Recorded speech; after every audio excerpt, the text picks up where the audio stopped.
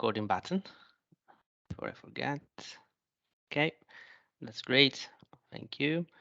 And hello, everyone. So thank you for joining this lunchtime event organized by Young Second. Today, we have invited three young, talented engineers who will combine perspectives from industry and academia on dynamic wave structure interaction, from theory to modeling through field experience. But before I introduce our speakers, please let me go through a few housekeeping rules. Please can everyone keep the videos off and the microphones on mute during the seminar. We will have a Q&A session after all presentations, but please feel free to type your questions in the chat at any point. And please note that the seminar is being recorded and will be then uploaded onto the second YouTube channel. So by dialing into this event, you consent that any views or opinions you share are being made public. And I also would like to share an important piece of news before starting the talk. As Young Second, we have announced that there are now 3 vacancies on the Second Young Members Subcommittee, and we would love to have fresh ideas from motivated, young and creative minds coming from industry and academia. So if you are currently not yet a second member, but wish to put yourself forward for nomination, you can apply for an individual or student membership. If you are already a second member or you become shortly, you can download the nomination form available on our brand new website, and then you can follow the instructions. And the deadline is Friday, the 23rd of September. Now, moving on to the talk. In this lunchtime seminar, we have with us Alessandro Antonini, Ian Chandler, and George Pouliasis. So our first speaker is Alessandro. If you want, you can also start, let's say, sharing your screen. I'll try. Yeah. So Alessandro is an assistant professor of coastal structures at Delft University of Technology in the Netherlands. In 2014, he received his PhD in civil engineering from the University of Bologna. Later, he worked at the University of Plymouth as a lecturer in coastal engineering. In December 2018, he joined TU Delft, and his current research interests are mostly related to the multidisciplinary wave structure interaction field for the design of marine structures, either to protect our coastline or for the harnessing of marine renewable energy. So without further delay, I will hand over to Alessandro for his presentation. Thank you very much, Marco, and also thanks to Tina for the invitation, and also to George that I know that mentioned me. So I'm really happy that I can present some of my work and others' work. As you see, here is, and you will see during the talk, it's not just my own work, of course, and there are all the people I've been lucky to work with, and I'm still working from Plymouth to the University of Roma and in the University of L'Aquila. So, and Exeter and UCL. So that is just to start. I'm Alessandro, as mentioned. I'm working here at TU Delft, and I just want to introduce this topic that I found extremely nice and interesting during this project, Stormland project, and that I was working on during my period in Plymouth, and then I try to keep going on that same field of research. The idea is this: we have a lot of structure, rigid structure interacting with the waves, and they are not only exposed to the wave, but they respond to this force. And my view is that we cannot only approach only from the hydraulic point of view. So it's nice to, and interesting and helpful to combine the response of the structure together with the hydrodynamic forcing. This is an example of waves crashing on a Wolf Rock lighthouse. We will see later on where is it, and the example of what we were modeling in the lab during the Plymouth. While here is just some test we are carrying out here at Delft together with a numerical simulation provided by Dr. Castellino from Roma La Sapienza. And mainly that is what we are doing now just to avoid this problem that I think is a famous case that happened in Civitavecchia, where the crown wall broke due to the impulsive load of non-breaking wave. And Mirta Castellino worked a lot to identify what was the phenomenon, and now we're working on the structure part.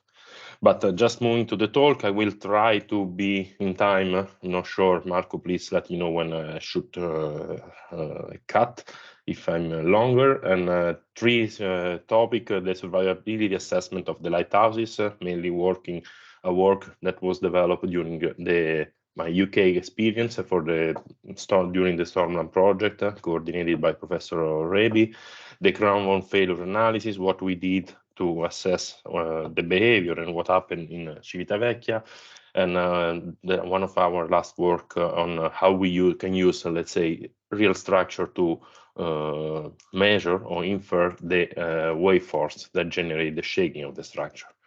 But just to start, this is the first part of the talk. It's mainly based on these two papers, and you can easily find they are open source, and I'd be happy if you are interested to read. But just three main points for the survivability assessment of the lighthouse. I try to keep shorter than what was the real work, just to stay in time. So we focus, Stormland project was mainly aimed to analyze and investigate the survivability of many lighthouses around UK and Ireland, and here I'm presenting the analysis for two of those. One is the Wolf Rock lighthouse here, deep south, offshore Land's End, and the Fastnet lighthouse, the famous one south of Ireland. What we did at the beginning was to identify what was the extreme wave climate. So from some hindcast data, we performed standard peak over threshold, extreme analysis, and then we wanted to use some sort of easy and ready-to-use approach model to understand the hydrodynamics and the waves close to the structure. So based on mainly, as you can see from the approach, based on literature, we were able to identify the wave height and wave crest, or at least the design wave height and wave crest at the top of this structure, by passing from HSTP to the local, let's say, HS, and then identify what could have been or could be the extreme individual wave and the asymmetry, because mainly the load that we apply was based on the Vinken-Omeraci's approach, so we needed a wave crest. Then this is the really basic summary of the result. So this is the standard shape of the load that we apply based on the Omeraci approach, and also what you can see here as impact area for Fastnet lighthouse. This is the basic dimension of the lighthouse and the load and hydrodynamic condition that we apply. Whereas here is for Wolf Rock, where we apply also a stationary extreme value analysis, or to forecast in the future what could be a possible extreme wave to take into account for the design and assessment. So this is the area affected for the load for the different period. One was the current period, 2017, and the future period, 2067, for Wolf Rock Lighthouse. And here you can see the order of magnitude of the load that we calculated from Vinken-Omeraci. So then we had a first estimation of the load, and we wanted to characterize the structure, and therefore we went to the lighthouse. It was, I think, beautiful experience for all of us that were involved in this, and we performed a field modal analysis. This is the Fastnet lighthouse. south, the lighthouse south of Ireland, and we were measuring, let's say, we measured the modal parameter of this structure, and here is some of sort of overview of what was the activity. So we moved from with the helicopter, we land there, we had to move quite heavy equipment like this one that was the shaker, and then we positioned several accelerometer along the lighthouse here, and then we perform the monitoring, the records of the vibration. This is the Wolfrock lighthouse, and how what we measure, we use for all the floors double accelerometer. And as you see, the difference between Fastnet and Wolfrock is that Wolfrock also has a helideck that was built later on during the life of the lighthouse. So two different methods. We apply the first standard SSI covariance to identify modal shape, natural frequency, and a damping ratio for the lighthouse for Fastnet. As here you can see the main result. We were able to identify up to 6 mode and directionality of the mode that will be quite handy and useful to validate the numerical model. And also for Wolfrock Lighthouse, we were able to identify 3 modes, and by applying a bit more complex method analysis, also the uncertainty around this modal parameter. So we could identify the modes, as you can see here, and the uncertainty around the natural frequency. The same apply for the directionality of the load or the mode. So once we had the main information from the field, we could start building the numerical model, the finite element model, and this was based on archive drawings, because the main features of the lighthouse is the interconnection of each of the granite block that compose the structure. Indeed, they have both dovetail and vertical key that connect and make the collaboration, establish the collaboration between the different blocks.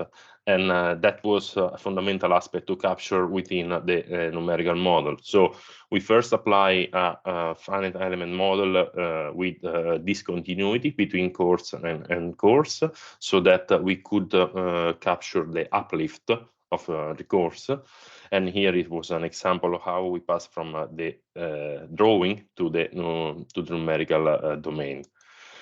And that is the main validation that we perform for the structural model. And you can see that there is reasonable good agreement between different modes of the lighthouse and the model, and here of what we measure in the field.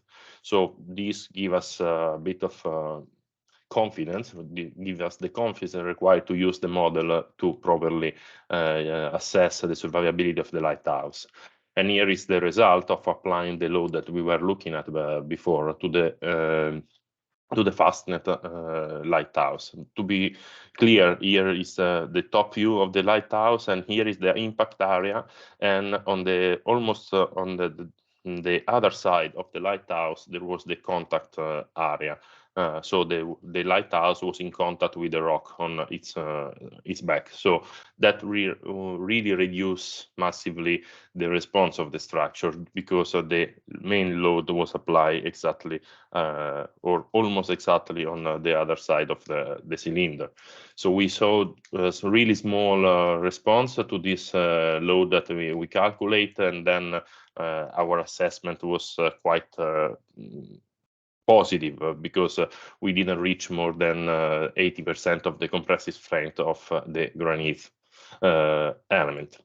Moving to Wolfrock was a more complex modeling. We apply, due to the presence of the helideck, we apply both the discrete element method that you can see here. So block by block is modeled individually with a contact point. You can see here the opening of the joint. And as well, here you can see in this area and this area, even if it's too small scale, but so this lighthouse oscillate and you can capture the opening between courses. Then when we, after the application of the load to this model, we could detect and record the movement on top of the tower, the granite part, and apply the same base shaking to the finite element of the helideck. By doing so, we could, let's say, model the response of the helideck and then also identify the eventual problem due to excessive stress. As you can see here, the main problem arise at the connection where we reach around 12–15% of the plastic strain for the steel composing the helideck. So our assessment was still positive, and we foresee, we can say that the lighthouse is not in real dangerous, but of course we can expect damage to the helideck. And this was the main result, the most comprehensive analysis that we perform for the lighthouse. So moving to the second small topic, still a combination of structure and hydrodynamic load. This is this part of the presentation is mainly based on a paper that we recently published together with our colleague from Rome and colleagues from Diana, the software that we were using to do the analysis of the structure. And you can see why we were interesting. We start from this picture, from this problem, speaking with our colleague in Rome.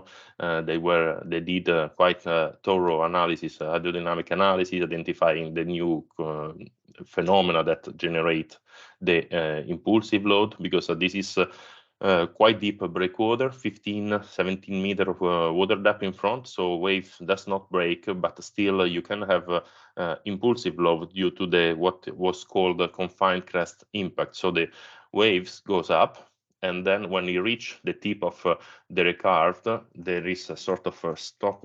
All the mass of the water stops and then generate an impulsive load.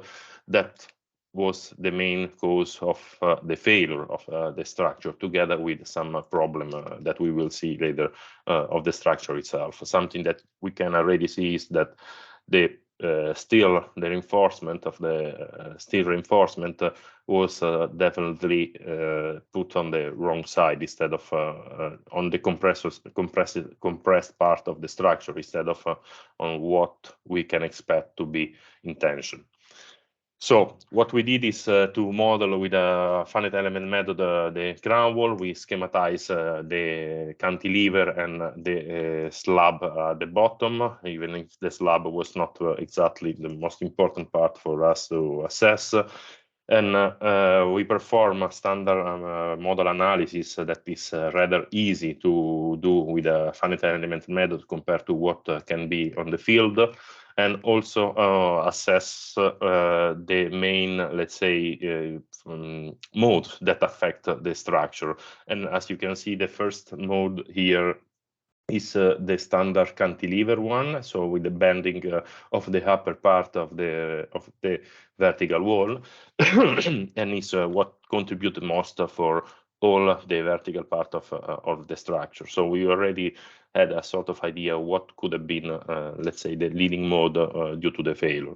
Something that I didn't say, this part was of the crown wall was added later on, because at the beginning, the initial design and realization was without this additional part of concrete, but the crown wall was not completely stable. So the Port Authority had this second part to make the overall structure more stable to sliding and overturning. But of course, this changed completely and increased the rigidity of the structure.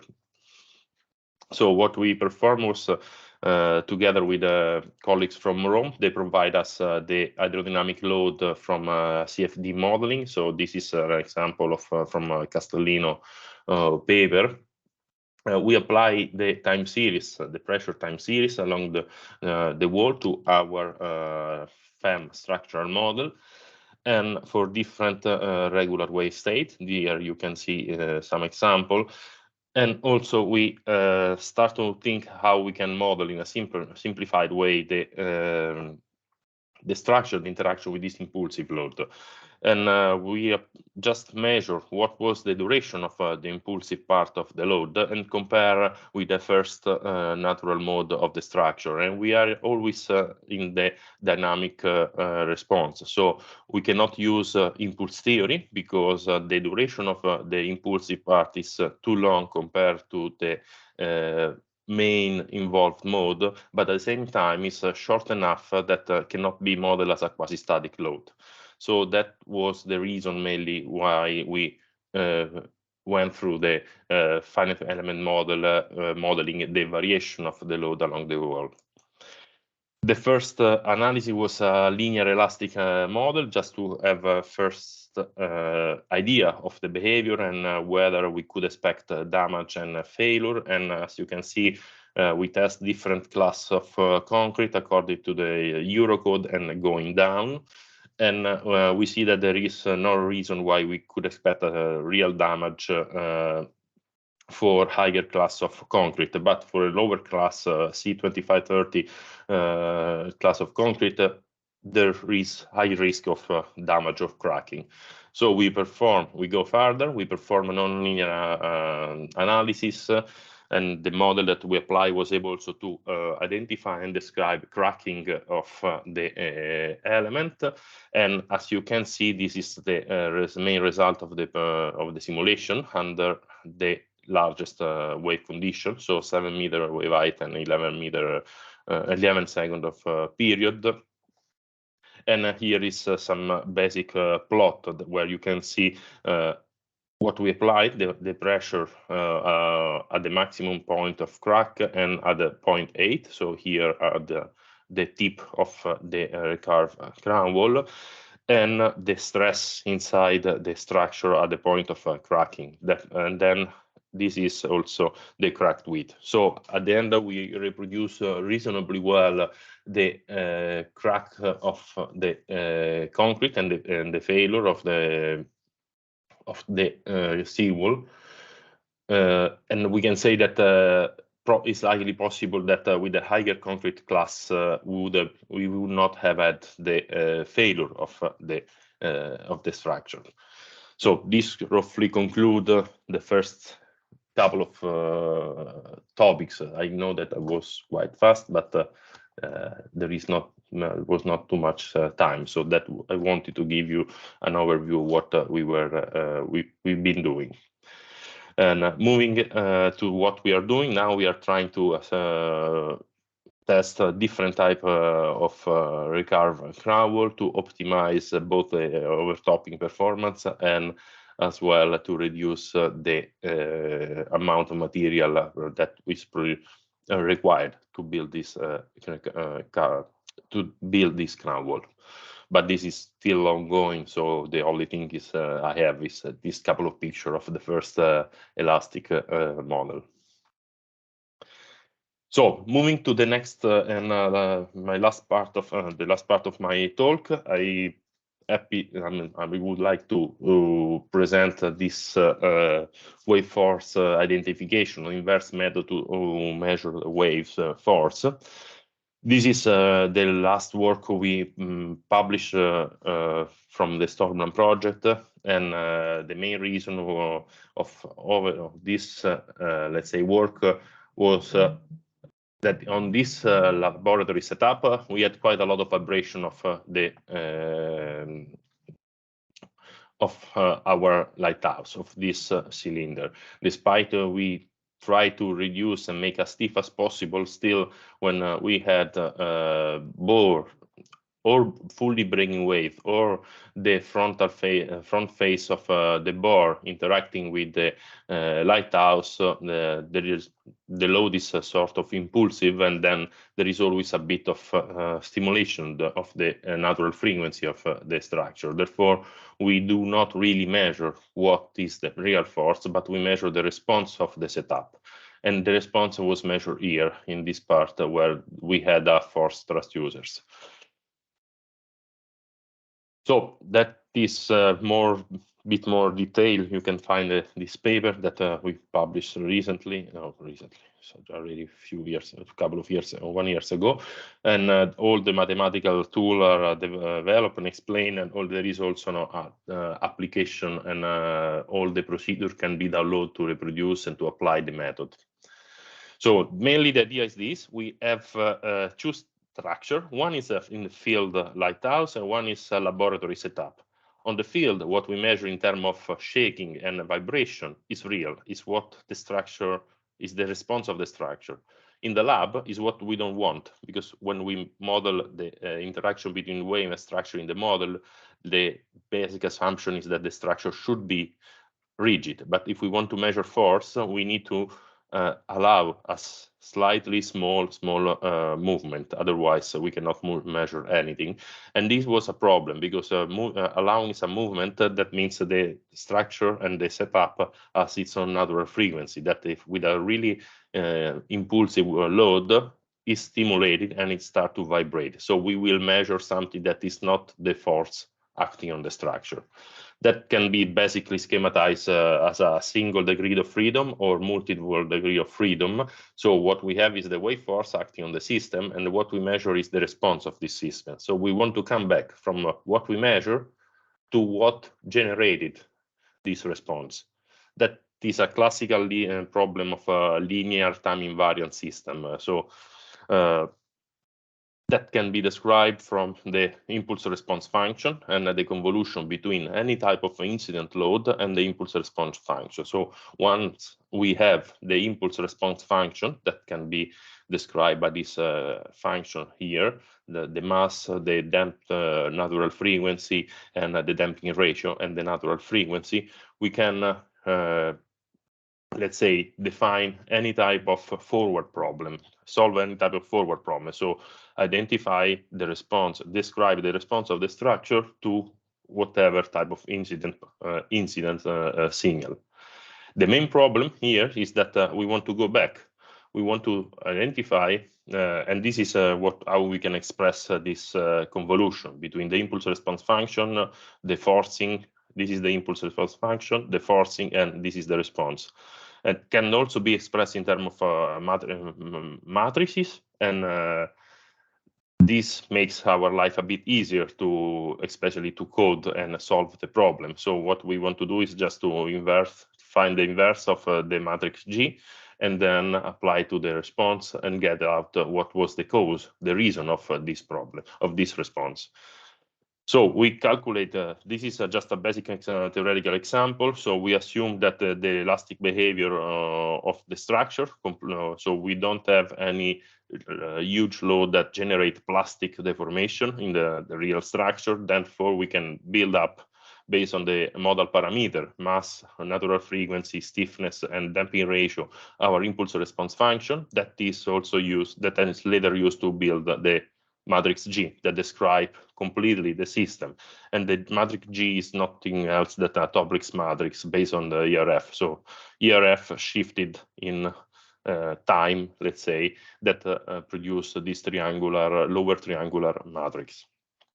Once we have the matrix, therefore, we can go back and try to find the solution for the inverse problem. The main problem in this is that the real data are noisy, and the matrix G is rather ill-conditioned. So the noise contained in the real data, that is what we measure, will explode during the inverse process, and therefore we need to do some we need to apply some method for the regularization. So we just cut part of the smaller, let's put in this way, smaller eigenvalue of the matrix G, and to reduce the amplification of the noise, because we don't want to divide the noise containing this data by really, really small numbers.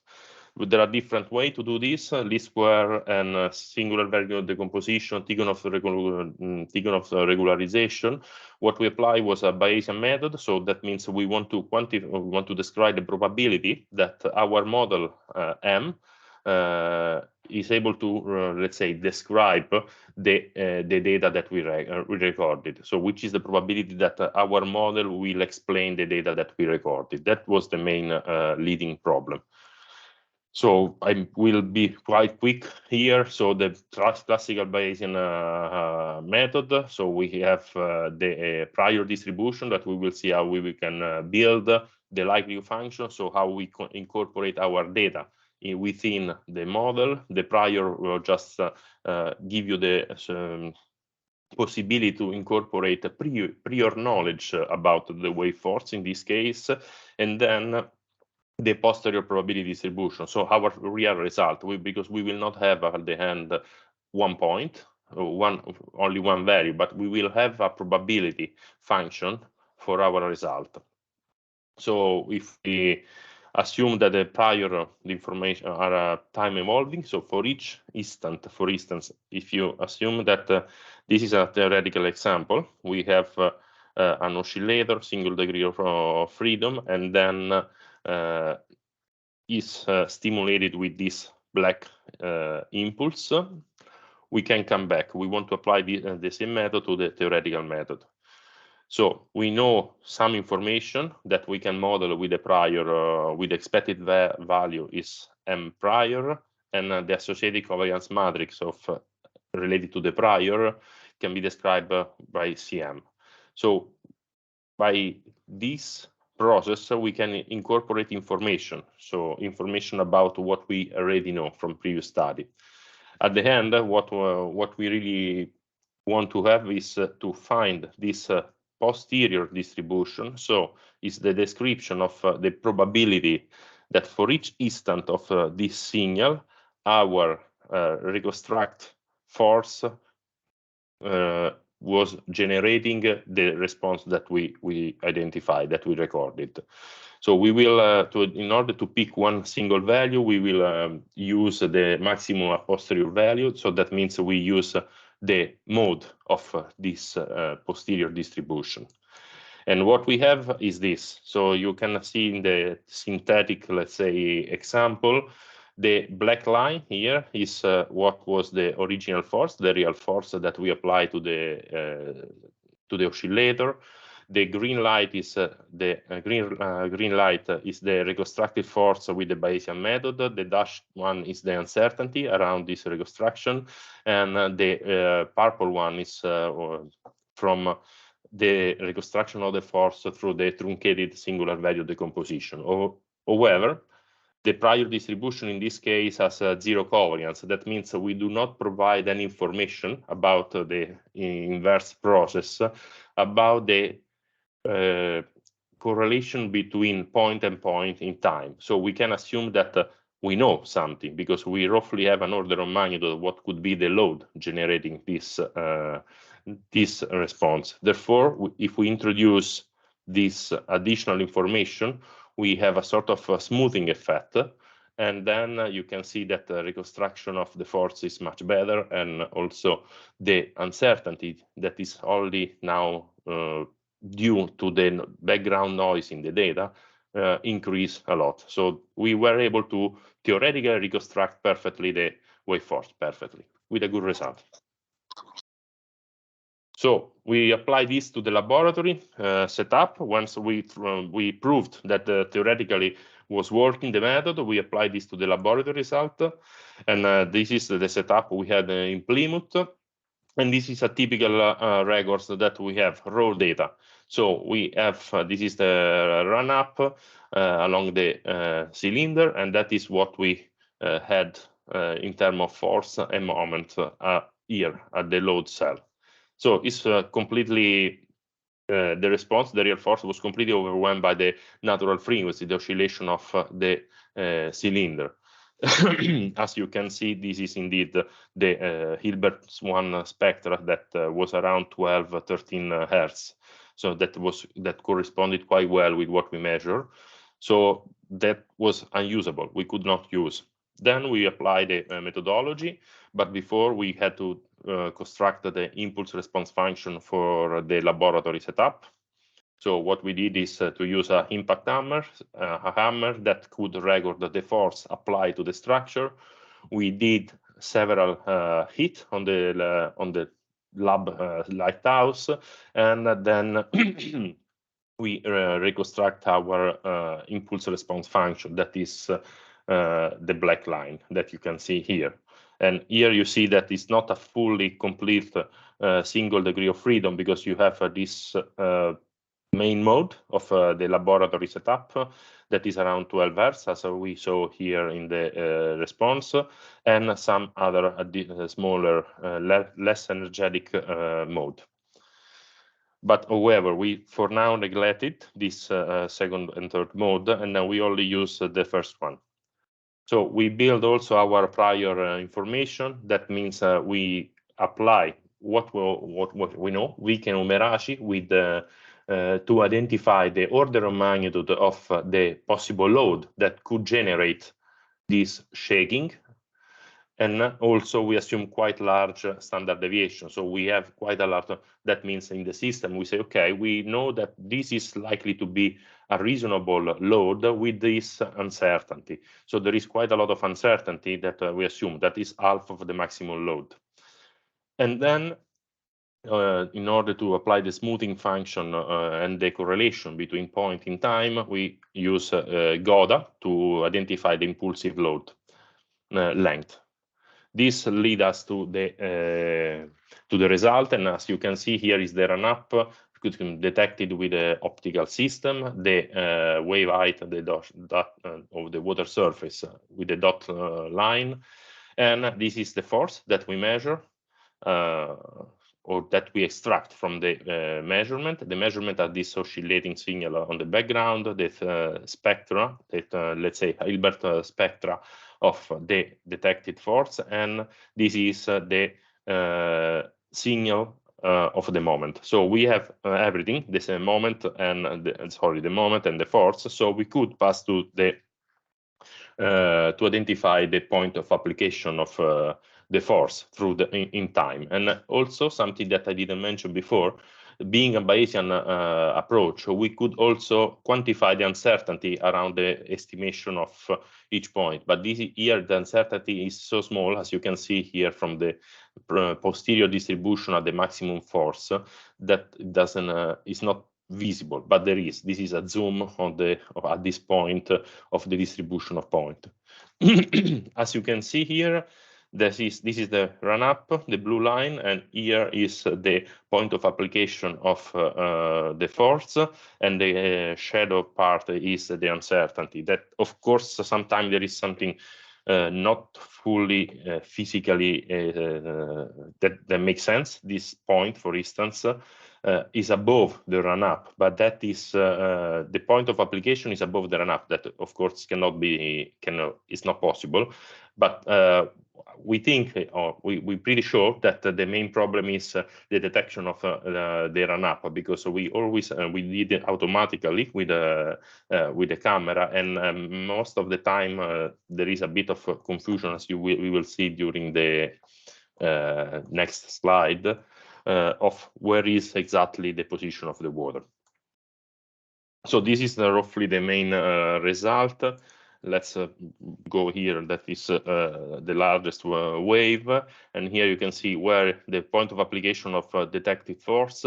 The red dot is the run-up, and as you see here is jumping up and down. We still need to improve a bit the detection of the maximum level of the water surface. And I think it's quite a good result that is in line with many previous data, with previous funding, that indeed for broken wave we identify this preliminary, this big peak that arrive at the that is generated, let's say, by the initial impact of the bore, then the water goes up and then it goes down again, and here you have an additional peak in the load that is mainly due to the deceleration of the water when at the top of the lighthouse. So we applied this last part, we applied this to the Wolf Rock lighthouse. And this is the landing movie. It's not perfect because it was the GoPro mounted on my head when we were landing on the Wolf Rock lighthouse. I think it was a beautiful day. I don't remember exactly when it was. But the lighthouse is built on a pinnacle in the south part of Cornwall, offshore land sand, and is quite open field around, but it experienced quite heavy shaking due to the presence of this pinnacle and nothing else around. So the wave doesn't break, they do not break before, so they reach with the full power the lighthouse. And here is the landing phase on the heli deck. I think this was my first lighthouse of my life, just at the beginning of my job in UK. It was quite scary, this moment, but extremely nice later on. So we want to see if we could apply the same process and method with the on real field. So we characterize the dynamic performance of the lighthouse with both operational model analysis and the force vibration model analysis. So we put a different shaker along each of the floor, and we identify the first two mode and the related modal masses. And then we also install a long-term monitoring, so a 3-axis accelerometer at the battery level here that is still recording and sending data to Exeter University. That is, they are managing the acquisition system. So the model parameters are this one, while the alignment of the two single channel of the long-term monitoring were roughly in this direction, with a 33-35 degree shift compared to the dominant direction of the wave that you can see here. So what we wanted to do was to use the data recorded during Ophelia, the hurricane, let's call it hurricane, that happened in October 2017. Here we have the wave height at the hindcast data, the hindcast point closest to the Wolf Rock lighthouse. And as you can see, they happened between, let's say, 7 and when is it? Between 1 p.m. and 4 p.m. And we had all the information, HS, the variation of HS, TP, and the direction of the dominant of the wave. So we went to the records, we analyzed the time series for the acceleration during that period, and we could see that there is quite good correspondence in terms of shaking of the lighthouse and what the hindcast model predict, or no, what the hindcast model, let's say, said. So we select one nice impulse response to a impulsive load, and we avoid the highest one because it was close to another, and it was the first time that we applied the method. We want to have as clean as possible signal, and we saw that the response here is maybe too small, but the response of the lighthouse was quite close. Was perfectly aligned with the first mode, the second mode that we identify. If you go back, we have 6.8 Hz, and if you see here, the color part is exactly around 6 Hz. So we saw, okay, we said yes, okay. Mainly the response of the lighthouse due to this impulsive load is only due to the second mode of vibration, and that was, let's say, the proof. Then we also knew that the signal that we were recording were not aligned with the wave and the direction and the possible impact of the wave. So what we did in order to further corroborate our idea to use the lighthouse as a force transducers, we simply rotate the two signals and make the integral of the spectra for 180 degrees. And here you can see how the energy goes. And exactly at 34-degree rotation, you have the maximum of the energy for one, and of course the minimum for the other. That corresponds quite well with the disalignment that we had for our setup. So a second point that give us confidence to proceed and use the lighthouse as a force transducers. And then what we did, we extract this acceleration from one of the impact during the Ophelia hurricane. This is acceleration in meter per second square, and then this is, you see the color here, around 6 Hz is the response in frequency. We multiply by the modal masses related to the second mode of vibration. Therefore, we have the force experience at the battery room due to the shaking, due to the impact and then following shaking of the lighthouse. And we apply the deconvolution, the method for the inverse process between the signal and the impulse response function. And of course, we did some tests for the prior distribution because we didn't have the same information we had in the lab. In the lab, we could measure really the wave in front of the structure. Here, we didn't have any measurement of the local wave elevation. So we didn't use any strong information, or we use almost an informative prior distribution.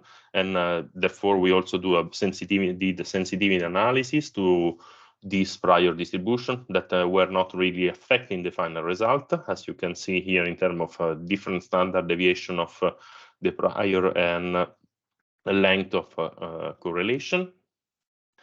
And this is the result. These are the peak the peak force that generate the shaking of a Wolfrock during one of the impact of the wave that generated shaking during the Ophelia hurricane. Here you see it reach around 400 kilonewton, but that is misleading result because at this moment we assumed that the force was applied to the battery room, whereas of course the wave could not hit 33, 34 meter above the water surface. So we had to translate this force to the lower part, part of the lighthouse. And to do this, we just use the modal ordinate and the modal shape that we identify for the modal analysis. So in this regard, we could not really have detailed information about the wave that generated this force. But if you go back here, is this impact that we consider was the second highest of the entire duration for the Ophelia storm, Ophelia hurricane. Therefore, we could estimate through, let's say, an exceedent probability of the event, assuming a medium period of 13.3 seconds. That means we have a 0.21% of exceedent probability that if you apply with the Batches and Grönendijk, you can identify the wave height, the individual wave height that could have generated this impact. And therefore, we could estimate the application point around 9.25 meters. That is rather lower. That means we have a modal ordinate of 0.06, meaning that the real load that generated that shaking was 16 times larger than what we identify here at the battery room. And this is, let's say, the final result that we have. So it's around 6,000 kilonewton, the force that generated that shaking during the Ophelia for that specific impact. So I think it was even too long. Just let me conclude that it's extremely interesting, this field, or at least I think it's really interesting to combine these different aspects, the structural and the hydraulic part. Sometimes I'm an hydraulic engineer. We really try to avoid this part, but especially for rigid structure like this, I think is rather important and must be considered together. The lighthouses around UK are safe, or at least those that we analyze. And yeah, with the recurve crown wall, we are still working. We hope to find a way to optimize structure, material, and performance of the overtopping. Hopefully, we will be able to present something new in the next ICCA. What we are doing is a systematic analysis of all the shaking and the impact that we record on the lab and most importantly in the field. And we are now starting to apply the inverse method to vertical wall and crown walls for breakwater. Thank you very much. Thank you, Alessandro, for your very interesting and comprehensive presentation.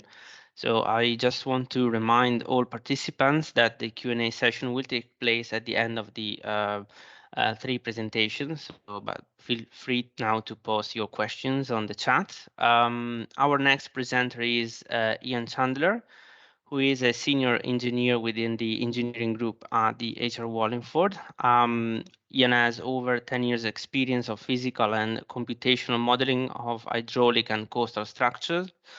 Ian is also has a particular experience in physical modeling of overtopping and of tsunami propagation and interaction with coastal defenses and buildings.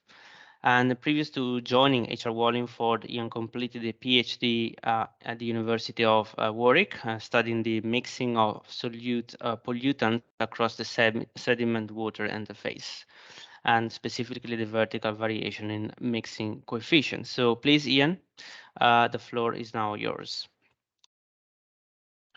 Cool. Thank you, Marco, and yes, thank you to Tina for organising, and again George for prompting me to do the presentation.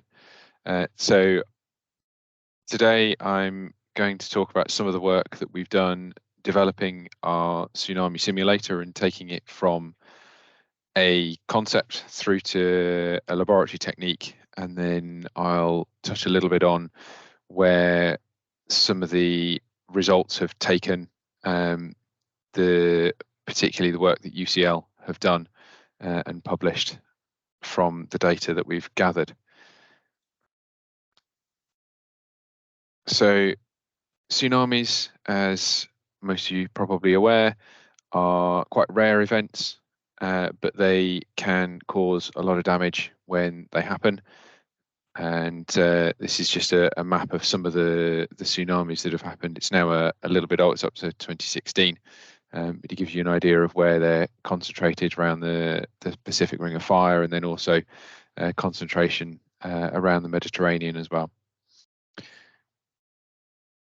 In the laboratory, historically, this is changed in more recent years, but historically, people have represented tsunamis as solitary waves, and then latterly as N waves. So effectively a modification of the solitary wave.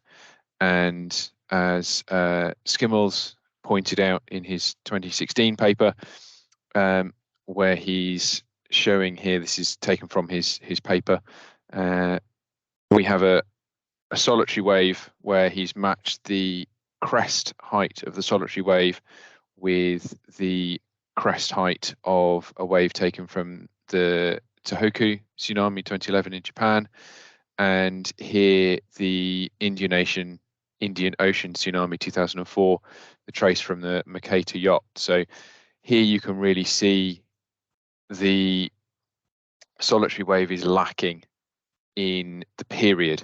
So we can match the wave height, but if we match the wave height, the period is a long way off with the solitary wave. So that was, at the time we started working on our concept for the generator, the sort of state of laboratory testing was with the solitary wave.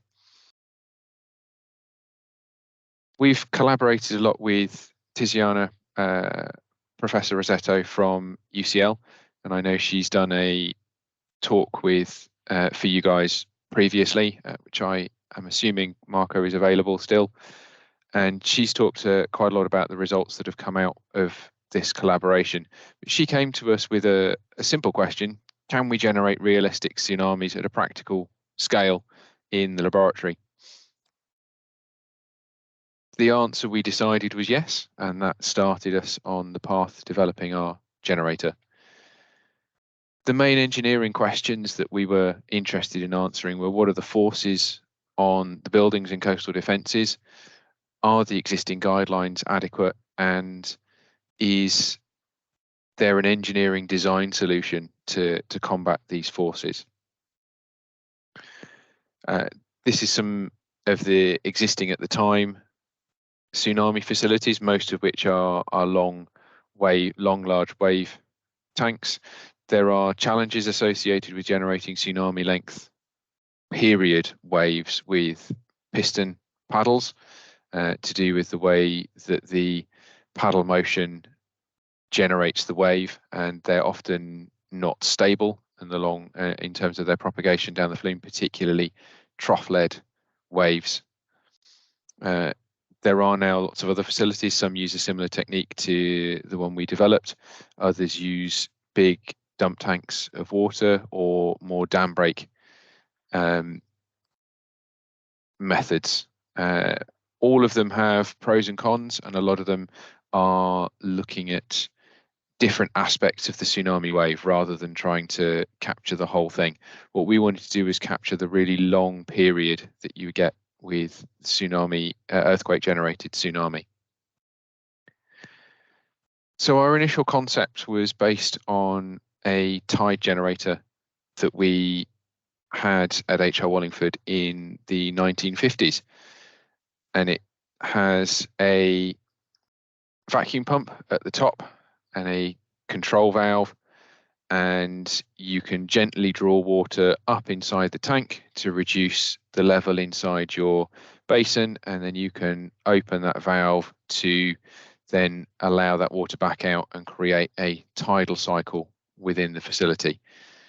What we wanted to do was to see if we could, with the aid of computer control and things like that, to speed that process up and make that variation more of a wave than a tide. So these are some very early sketches and diagrams of what we were hoping to do.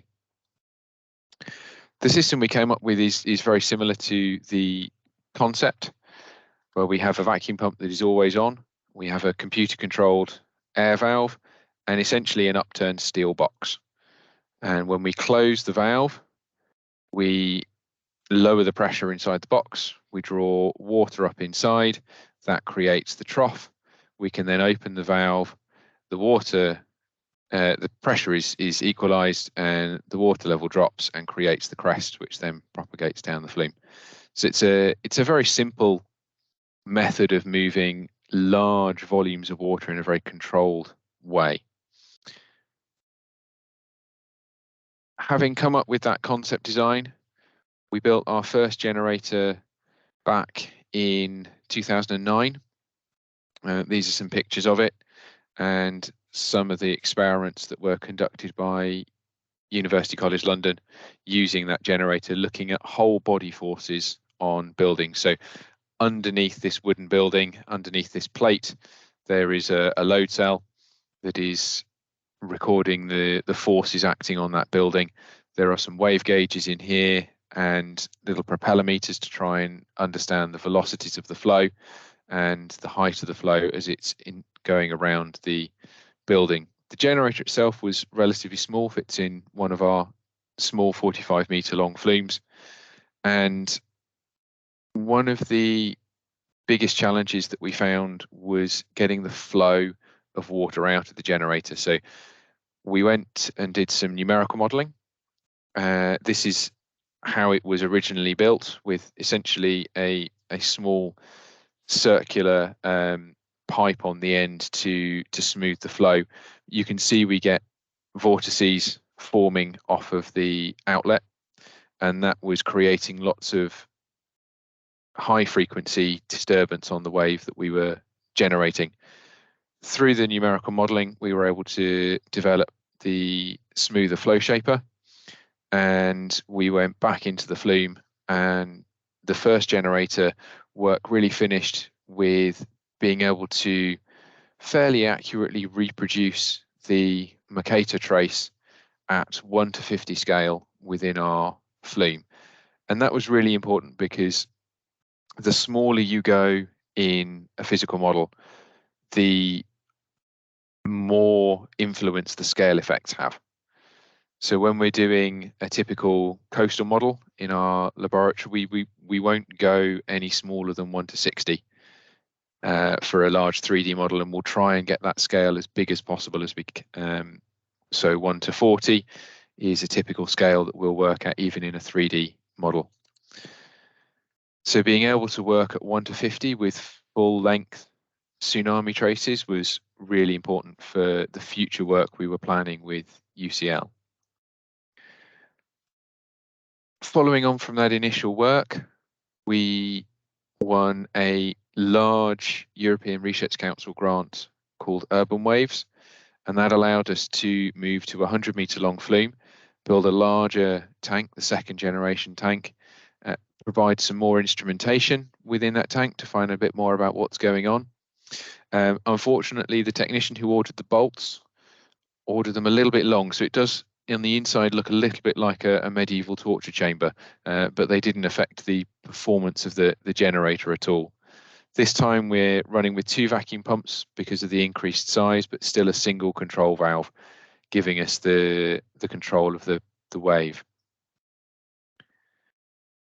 We calibrated a series of crest-only waves within the facility and also trough-led waves. As the waves got longer, we saw this oscillation within the waves, and although it looks quite dramatic on here, when you take away the underlying signal and just look at the oscillation, it's about plus or minus 2 millimeters on the wave height.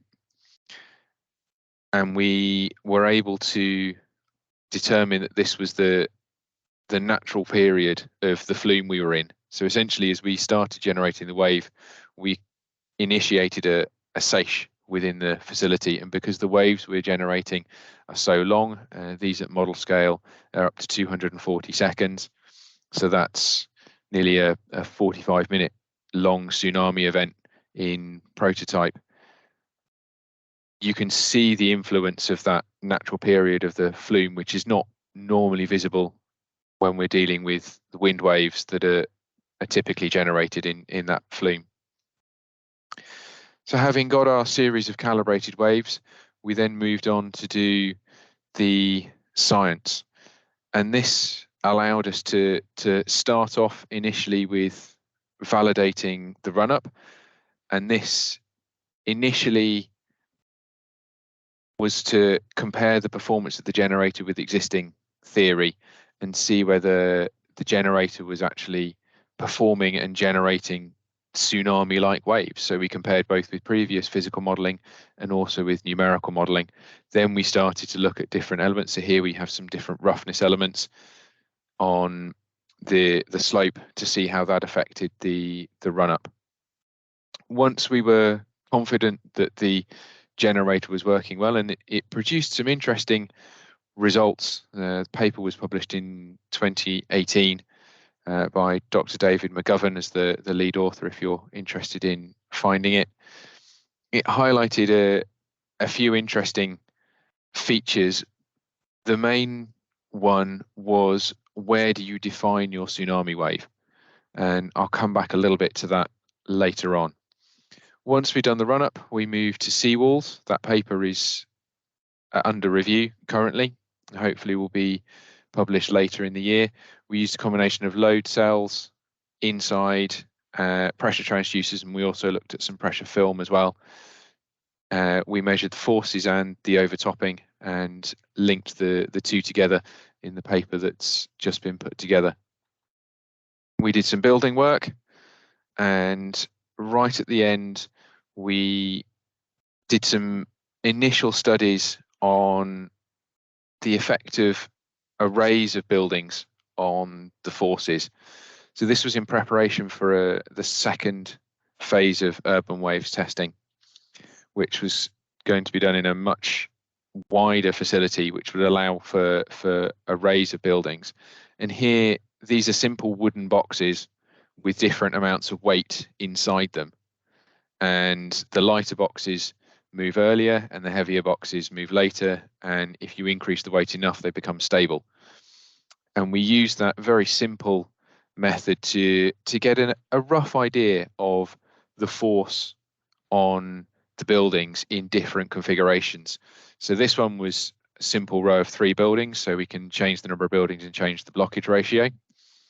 Here we have multiple arrays of buildings. Again, each of these has a different, red buildings has a different weighting, and you can see right towards the end it's a longer wave, and the building at the end is the one that's unstable. So that gives us an idea then of the force that's acting on this middle row.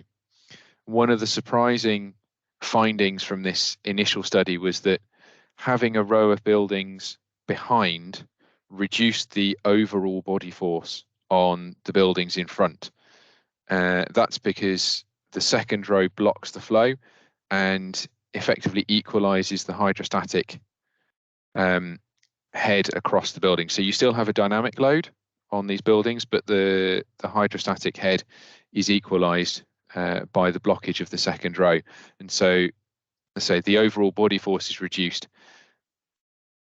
One of the areas that we're moving to investigate now is the force on individual elements, because it's one thing knowing the overall force on a building, but not many buildings are sealed boxes. Most have openings that allow the water through. So it's a starting point, and it gave us some interesting things to look at in the second phase. So the third generation is in H.R. Wallingford's fast flow facility, and that is a 4-meter wide facility, so allowing us to really explore almost sort of quasi 3D effects within the tsunami wave and how it interacts with the coastline. So it's a digital rendering of the generator with a cutaway, so you can see the different water levels inside during operation. Again, we've been able to reproduce the Mercator and one of the Tohoku traces. This is actually an offshore trace, and so the generator is less able to generate that because the whole point of this is we're generating near shore, and so this isn't really the right kind of trace from the Tohoku event to be reproducing, but we can do a fairly good representation of that with the generator. One of the key differences with the final third generation was the introduction of a closed loop control. And here we looked at lots of different parameters, trying to relate what was going on in the tank to the wave that we generated, and then to be able to give some kind of driving signal to the system that would then allow for the wave that we wanted to come out of the generator.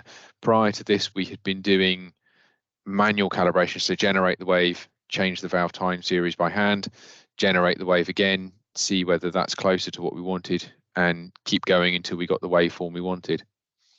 One of the surprising features, and this is all written up in a paper that was published 2 years ago on the evolution of the tsunami simulator, was the lack of correlation between what the valve was doing and the water level was in the tank. We had probably naively, looking back, assumed that the wave was primarily generated by the change in volume of water within the tank. And here you can see there's a very poor correlation between what the valve is doing and what the tank water level is doing. There is a better correlation between what the valve angle is doing and the pressure that we measured at the back of at the bottom of the generator.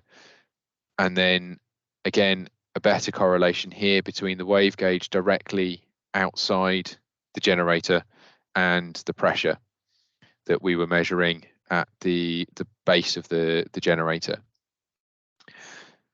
So that was the best measure that we had, was using this pressure, and we built a control system around that. And here are some of the examples of using it. Here, the valve angle, the pressure, tank water level, the wave gauge just outside the tank, the wave gauge at the toe of our bathymetry, which was effectively our calibration point, and this was a wave gauge towards the top of the bathymetry. The different lines, the dashed line is the target line we were aiming for, so a trough-led wave coming up to a crest. And then we have a wave generated using the control system with no seawall, with a seawall in place, then with no seawall in place, and then a valve time series modified by hand. At the wave gauge directly outside the tank, the two control system driven waves match very well with the target, as we'd expect, given we're using the pressure derived pressure signal to generate the wave, and we have good correlation here. But when we get down to our calibration point, about 60 meters away from the generator, we can see that the shape of the wave has changed significantly, and that's primarily due to the reflections that are coming back down to the generator from earlier parts of the wave generation, because the whole wavelength will not fit within the facility that we're in.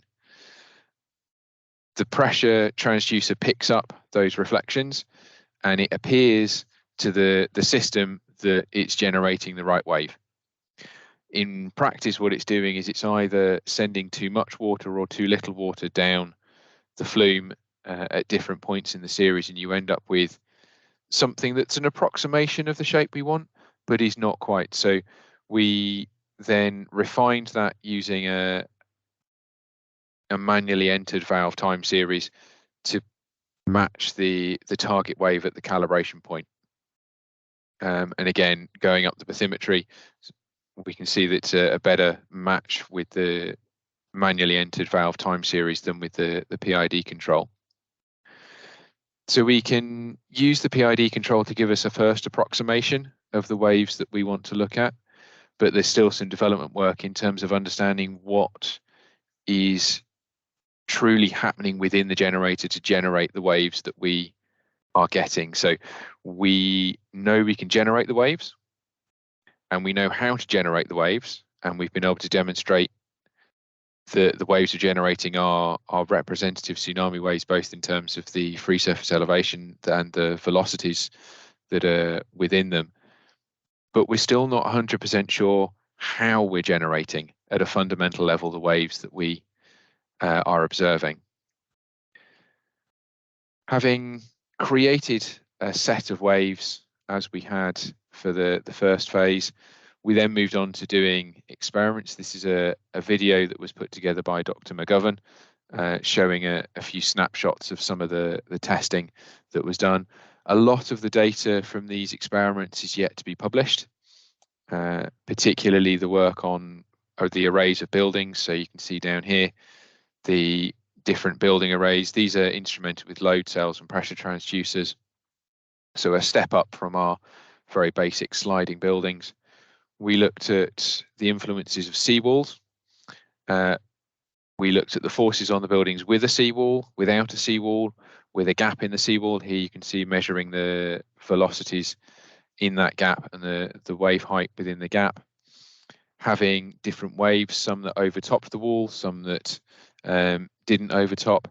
And then at the end of this video, for those of you who were focused on that, you'll have seen we also had a section of seawall that failed at a particular point within the tsunami time series. And that is really to try and give a comprehensive data set of the influence of the seawall on the force that's acting on the building. So here you see the wave builds up and then the seawall fails, and you get the remaining tsunami wave flooding through, but also an initial dam break flow. One of the very early observations that we have had from the data is that the worst case is where you have a failing seawall, because you add that dam break flow in as an initial impact load, followed by the rest of the tsunami. The best case is obviously where the wave hits the seawall and it doesn't overtop or make it over at all. So there's more to come on this work, but it is very interesting that it may in some cases be better not to have a seawall at all and allow the tsunami just to build and flow naturally, and you attract less load on your buildings than having a seawall and then the potential for it failing. One of the final things we looked at was scour around the buildings. So we set up effectively 3 different flumes so we could maximize the number of different experiments we were conducting with a single wave. So we looked at the effect of multiple buildings, different shaped buildings. So here we have some long, wide buildings. Here we have buildings at a different angle, and that proved really interesting. The first set of results were published a couple of years ago by Dr. McGovern and David Todd, and this is a video from some of the early testing. Here we see the horseshoe vortex forming around the building, and you can see the scour going all the way down. One of the things that was suspected, but we were able to demonstrate, was the infilling that you see once the flow has either calmed down and then recedes. This video doesn't have the backflow coming down, but when you have the backflow, you can get significant infilling of the scour once the tsunami has finished. So anything that is measured out in the field after a tsunami event is unlikely to be the maximum scour depth that occurred. And a lot of the theory that and the standards that had been produced around scour were relying on a lot of field measurements to derive the equations.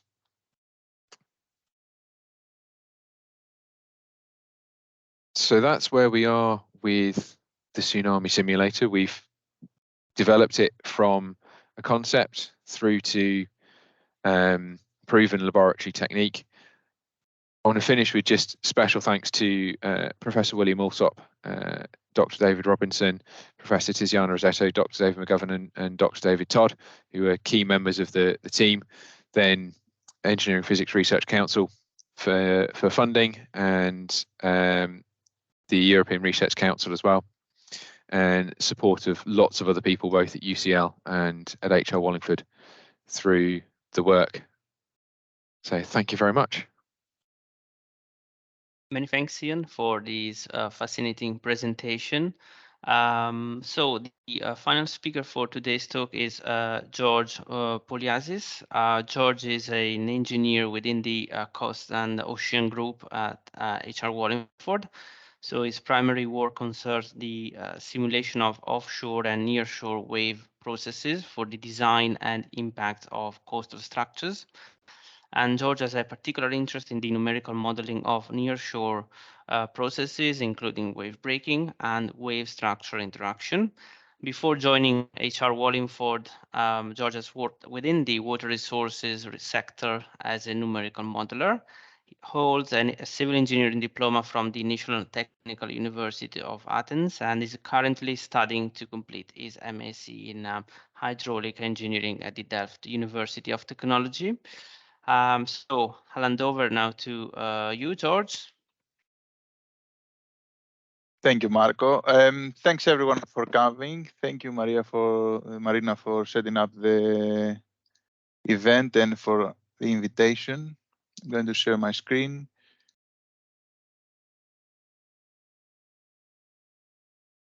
Is that visible? Yeah, that's great. Okay, perfect. All right. So what I'm going to discuss today is the calculation of the hydrodynamic loads for a floating offshore wind foundation design. Now, just a small disclaimer, I was only recently introduced to the project, so I hope I can answer all of your questions. But if I don't, you can contact me later. So first of all, a little bit of background. So why floating offshore wind? Well, floating offshore wind, offshore wind in general is a major part of the green energy transition strategy. Specifically, it's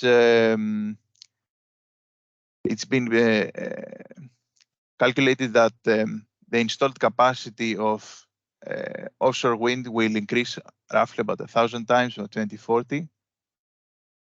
Now, offshore wind is going to be a major part of that installed capacity.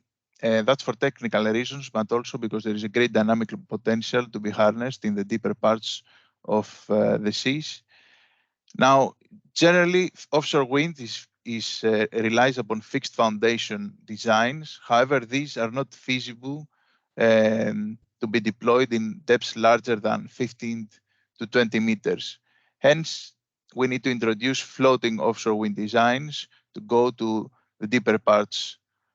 Now, there is an additional consideration, and that is that the location where fixed wind turbine foundation designs are applicable are mostly saturated by now. So that makes offshore wind designs, floating offshore wind, all more relevant. And on the right figure, you can see the Scott wind plant for deployment within the next years. And with the green, you can see the potential sites of floater offshore wind installation. Now, moving on to our particular foundation design. It's called the Stinger Kill Foundation. It was developed by Floating Energy Systems. Now, HR Wallingford has been a part of a consortium that received funding from UK's Innovate 2021 Smart Grant to develop further that design.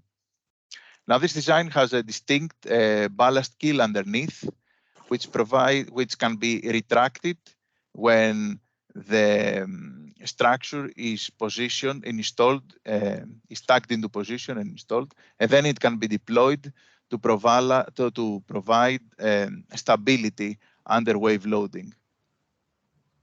This design has the additional benefit that it can be assembled on site and does not require the use of heavy machinery to install. The design has three main components. One is the buoyant assembly, which comprises of the diagonal brace and the buoyant tanks, and then the ballast keel, which is assembled on top of the diagonal brace and provides the stability. Now, as I mentioned earlier, we're part of a consortium which and different partners were responsible for different parts of the different steps of the design. HR Wallingford was responsible for the calculation of the hydrodynamic loads on the different components of the design. Now, to achieve this, we've used a combination of physical and numerical models. Now, the physical model was used to provide the validation data, which was later fed to the numerical model. And once the numerical model was validated, we were able to expand to test the structure under different meteorological conditions. Firstly, I'm going to discuss a little bit about the physical model. Now, there are a few key components in terms of testing that structure into our lab. First one, of course, we need to scale the prototype to a model that can fit within our facilities. Second one, we need to reproduce the mooring. Third one, we need to produce the forces that are applied from the wind turbine to the structure. And final one is the instrumentation. How do we monitor the movement in our lab? Now, a few key aspects of model scaling. So we cannot just take the prototype and divide it by a scale. We need to make sure that the relevant physics are correctly reproduced. So for this for this experiment, what we did was scale according to the Froude number, which is the ratio of inertial divided by the gravity forces. What that effectively means is that we want to keep the Froude number the same between prototype and model scale, which then provides some relationships which we can scale the rest of the dimensions. Of course, the geometrical dimensions, but also we need to make sure that the mass of the components is properly scaled, and that leads to a correct representation of the inertial properties of the model and the vertical center of gravity. Now, the inertia is a key property as well as the center of gravity, because this is what defines the natural period of the structure. If we fail to reproduce that, we essentially will be testing a different structure. Now, the mooring configurations, we tested two mooring configurations. First one is the dot mooring, which consists of a set of cables which are attached at a relatively high angle and are pre-tensed. So the structure is kept in place by that tension that is applied to the mooring lines.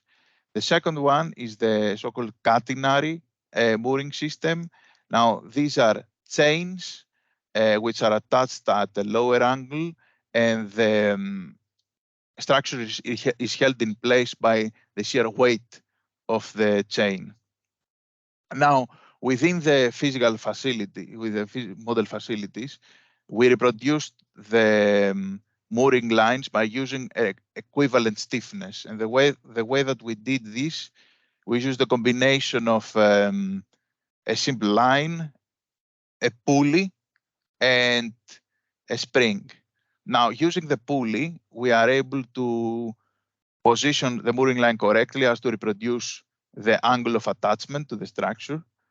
And by using the different springs, we are able to introduce an equivalent stiffness to the mooring lines.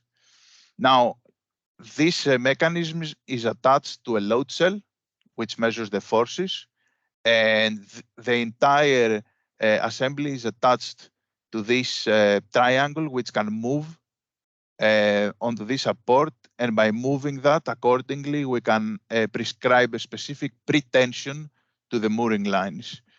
And this is particularly relevant for the TOT configuration.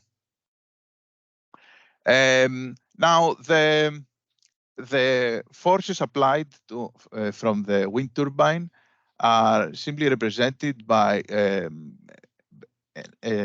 model thruster, which was calibrated against a fixed position. This is the calibration part, to make sure that we can reproduce the forces which were prescribed by the design guidelines, and subsequently attached at the top of the main column. Now, we recorded the motions with around all 6 degrees of freedom. That is the displacement along the 3 directions and the rotation around them. And the way that we did that, we used a system of 3 infrared Qualis cameras, which are able to track the movement of the structure in all 6 degrees of freedom. Now, the physical model, we did 2 types of experiments. Firstly, the free decay experiments. Now, this is this is done to calculate the natural period in different degrees of freedom. And this is simply, in this experiment, we simply provide an initial excitation, for example, a heave, and we let the structure restore. The second one is what we call RAO, response amplitude operator, and that is effectively the ratio between the energy transferred on the structure by an exciting force divided by the energy of that exciting force. So for example, the heave, that would be the ratio between the vertical displacement of the structure and the wave amplitude. Now, what's important to note from these experiments is that the natural period of the structure is outside the limit of operation, and it's way outside the typical expected values of extreme wave climates. So therefore, it is unlikely for the structure to experience resonant effects within its operation. And just a small video with a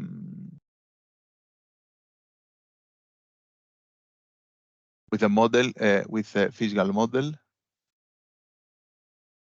And this is our fast flow facility.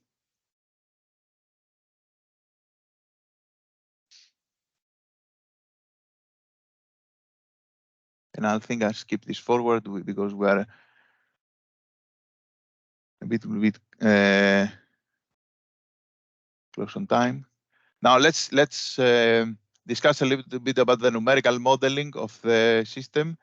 Now, for the numerical modeling, we used OpenFast. Now, OpenFast is not a typical numerical model in the sense that it does not resolve a set of partial differential equations, rather than it combines different empirical and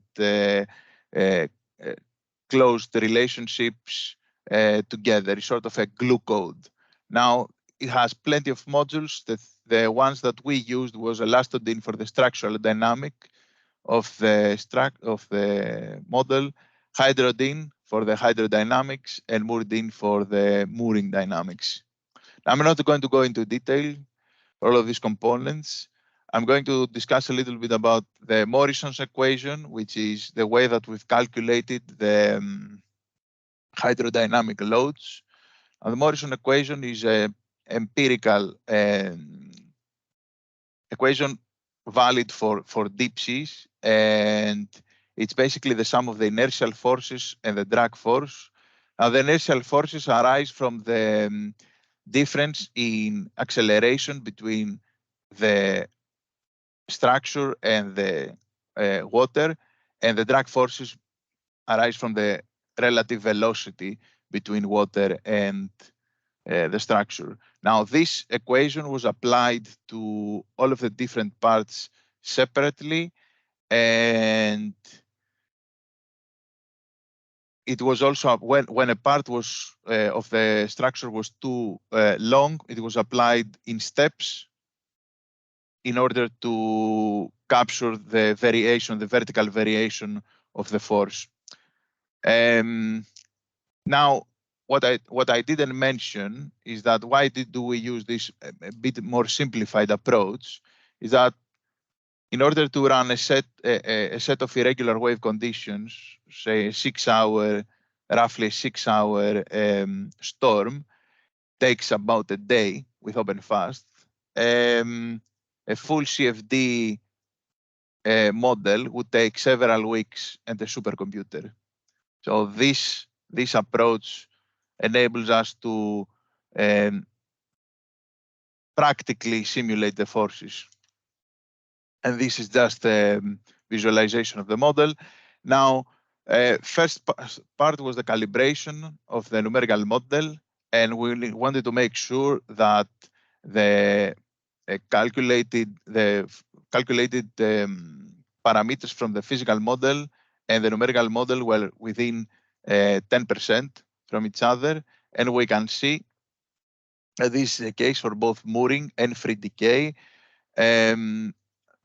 There is a slight difference in the heave natural period between the physical model and OpenFast. However, this is a 5% error, which is considered acceptable. And of course, we wanted to make sure that the REO was adequately reproduced. Now, the solid lines are the physical model results. The single markers are the OpenFast results. Now, for the heave, up to a wave period of 14 seconds, the OpenFast has very good agreement with the TOT configuration of the physical model. However, the catenary it produces smaller responsibility operators when compared to the catenary configuration. Above the 14 seconds, we have again an underestimation of the responsibility operators. But again, this is considered acceptable. Moving on to the pitch, we consistently underestimate the pitch RAO with about 50%. However, generally the pitch RAO that we found is very small. It would take roughly a wave of 10 meters to pitch the structure of about 2 degrees. So again, this is considered an acceptable result.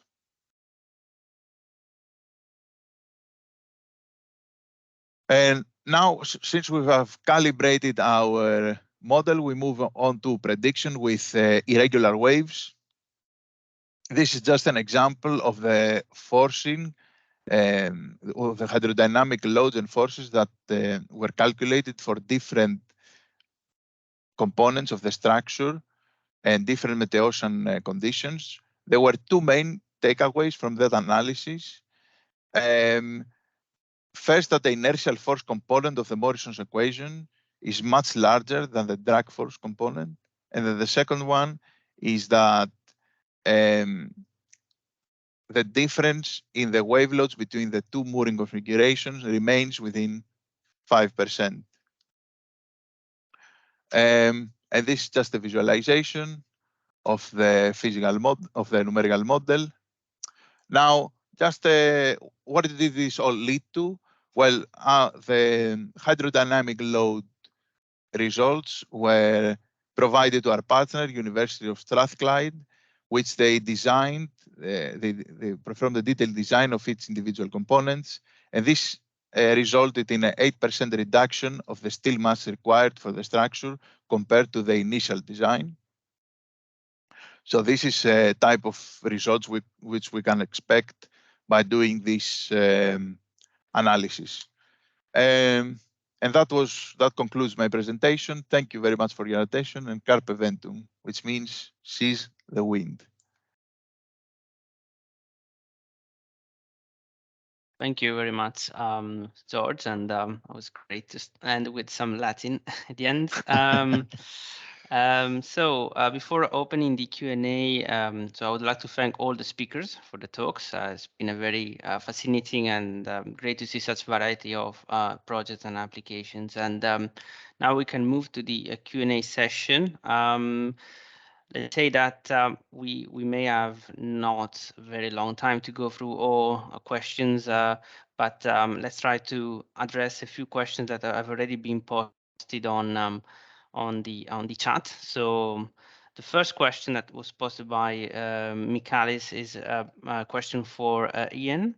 So the question is, what theory have you considered to account for the interaction of the waves with the adjacent structures?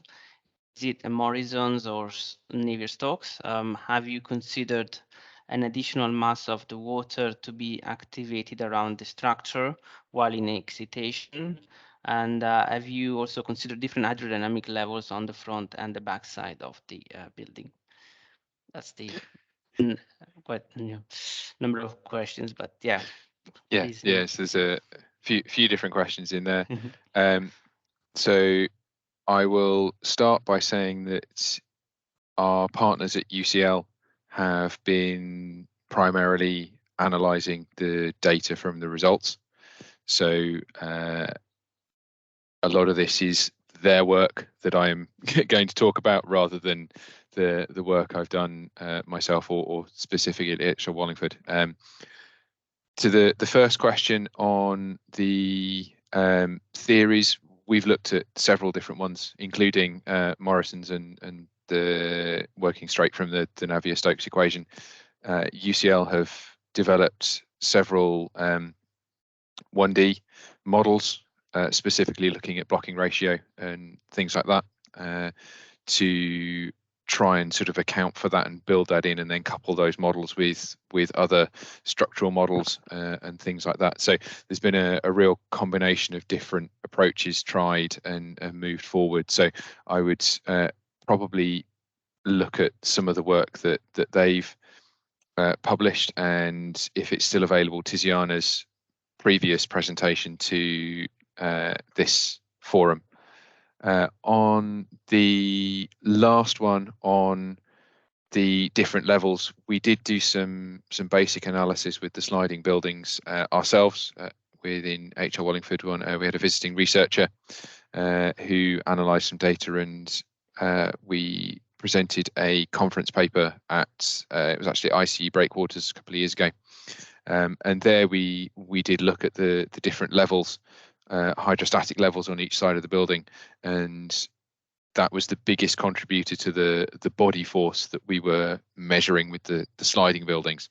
So they are a simple approximation, and so we're not ever going to take detailed design loads from those experiments, but it provided a very interesting kind of first look at the influence of arrays. And yes, we did look at the difference and calculate that across and look at the different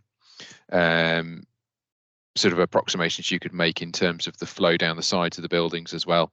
So you've not just got a level either side, you've then got some function that takes you from that upstream level to the downstream level, and how that changed the overall load on the building. That's great, Ian. Thank you for the answer. And there's a question for Alessandro Antonini. So is about the Civitavecchia failure. So Angelos Dimakopoulos was asking about whether you believe that the failure was due to the action of a single extreme wave, or there was also fatigue elements, so multiple impulsive peaks loading, pounding the structure and creating cracks that reduce the strength of the structure. And there's actually a second question, which is when using CFD model results, did the model consider an air phase? And if so, did you get any air entrapped and pressurized? Was that something that was given additional thought and consideration? Yeah, saying also that he appreciates that the CFD model results were given to you by others, so you may not be familiar with some of the results or details. Yeah. Can you unmute yourself, Alessandro? Yeah, sorry, I didn't unmute myself. Yeah, to answer the first question, that was one of our doubts. We want to clarify about the fatigue, and from the modeling, the idea is that one big wave interacting with the structure that reach the tip of the crown wall is more than enough to break the crown wall, if according the type of concrete that is used. So we don't think it's multiple peak loads, but one big standing wave that reach the tip, generate the impulsive pressure and load, and then generate the failure as a sudden failure, because it behaves as a fragile structure, completely fragile structure. For the CFD, no, even if I didn't do the run, we're quite familiar with the simulation. And yes, we consider the air phase is a double phase classical open form model with the VOF and air and water. And we did not consider the pressurized or compressibility of air because due to the shape and due to the shape and the fact that the weight do not break on the structure, the air entrapment is not a problem. We saw the same in the lab. We don't have any air entrapment because the water goes up, run along the recurved part of the crown wall, and then let's say push out the water until it just filled up the column of water below the structure. So it wasn't a real problem, and neither in the model or in the neither in the model and the physical modeling. So we didn't see any problem related to that part, to the compressibility of air and entrapment of air. So that's great. So there's actually another question on the crown walls topic. So from Esteban, they're asking whether the impulsive horizontal pressures are filtering, And if yes, what is the low pass filter frequency? Is it a function of the first natural period of the structure? Yeah, no, it's so the pressure is just not, I would say, not horizontal, neither vertical. It's just measured along the surface of the structure, and was filtered, but with a particular filter that doesn't take into account the first mode of the structure, because that would be too, let's say, too high frequency. Then you cut many things, but what do you want to do is to remove the quasi-static load. You can either filter with a low band pass filter related to the wave period, or you can use a smoothing. Sorry, it's quite hard to pronounce. Function that just follow the quasi-static load and then cut away the what it consider the outliers. I think is in MATLAB is R lose, something like yeah, you can R loss something. Or something or similar. There might be one or more. Yeah, and, but if you want to get back to the method, our previous PhD that he was also attending the talk, Hermano de Almeida, provide quite extensive description of the methodology that we apply to detect the inputs. Yeah, sure. Also, if there are more specific questions, you're more than welcome, I guess, to interact directly via email with the speakers. Yeah, of course. And that brings me to the final question to George this time. So it's from Michalis, and he's asking how is it demonstrated that there is no resonance during operation, and what is the frequency range that the offshore wind turbine is designed for? And have you accounted for the 1P and 3P effects? Thank you for the question. So our primary concern was about the operation of the wind turbine in the specific range of wave conditions. So that was demonstrated from the physical and numerical model. However, for the rest, that was not handled by us. The details about the specific frequency ranges and were provided by one of our partners. So this is not something that we were immediately involved with, but I could, if you could send me an email, I could ask specifics.